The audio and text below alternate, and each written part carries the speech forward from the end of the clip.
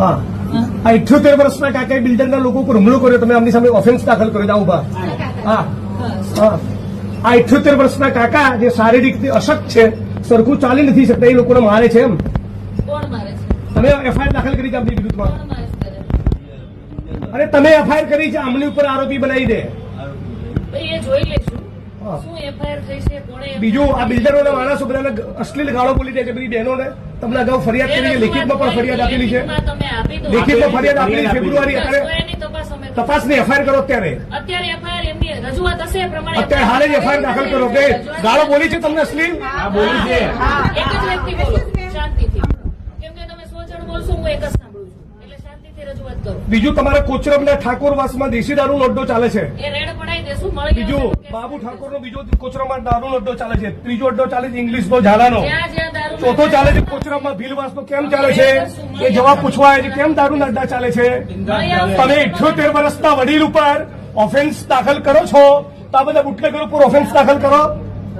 હે, પછી ખુલ્લા બધા ચાલે છે ને? ચાલે છે બધા.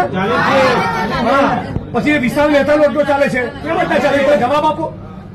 જ્યાં દારૂ વેચાતું હશે અમારા ધ્યાનમાં આજે અત્યારે બધું બંધ કરાવો. કોણ છે એનો વહીવટદાર?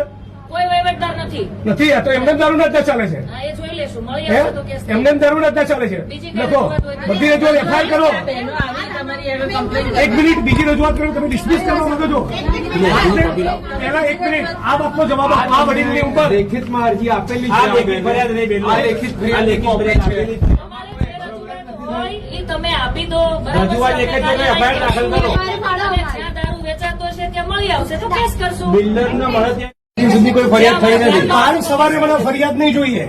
ઓકે. તમારા જ્યુરિસ્ડિક્શનમાં દારૂના અડ્ડા મને લાગે છે તમારા ડીસીપીને મારે કહેવું પડશે. તમારા પોલીસ ઇન્સ્પેક્ટરને સમજાઈ નથી રહ્યું ઓફેન્સ દાખલ કરવાનું.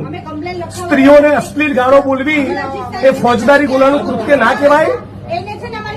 બિલ્ડરોના માણસોને બીજું ખબર પડી એટલે 78 વર્ષના કાકાને ઉપર ઓફેન્સ દાખલ કરી છે. તમે હજી એમનો ગુનો દાખલ કરવાની જો સૂચના ન આપી હોય અને 20 દારૂના અડ્ડાનું લિસ્ટ હું જાહેર કરવાનો છું. તમારે ન કરવું હોય તો ડીસીપીને ત્યાં જવું. અને મને ના પાડી દો તો હાલ ફોન મૂકીને ડીસીપીને કહું. મારે ફરિયાદ કરવી છે. ના ના, અત્યારે હાલ તમે પેલા પાલડી પીએને તમે સૂચના આપો. 5 ફેબ્રુઆરીથી ફરિયાદ આપી છે, એફઆઈઆર કરે એમાં. હું એફઆઈઆર ની કોપી લઈને પછી જઈશ. તમે અમને આદેશ કરો. તમારાથી ન થઈ શકે તો મને પ્રેમથી ના પાડો તો સીપીના ઘેર જવું, ઓફિસ નહીં જવું, ઘરે જઈશ. નીકળજો. અને બેન, આપને એકદમ વિનંતી અને શિસ્ત ભાષામાં કહું છું, આવતીકાલ સાંજનો સૂર્ય અસ્ત થાય ત્યાં સુધી તમારા જ્યુરિસ્ડિક્શનમાં દારૂ જુગારની એક વસ્તુ મનાવી બધાની વચ્ચે કહું છું 4 તારીખે 11 વાગે ડીસીપી જોન સાહેબની કચેરીએ તમારા સસ્પેન્શનની માગણી લઈ જઈશ. હું કહું એટલે કરવું જ. Take it seriously. અને કોઈ પણ માણસ તમારો સ્ટાફ ઊંચા અવાજમાં બિલકુલ વાત ના કરે. કેમ જિગ્નેશભાઈ આવ્યા હતા, કોઈ ટણી બની ના જોઈએ. ઓકે, દાદા આવી ગયા.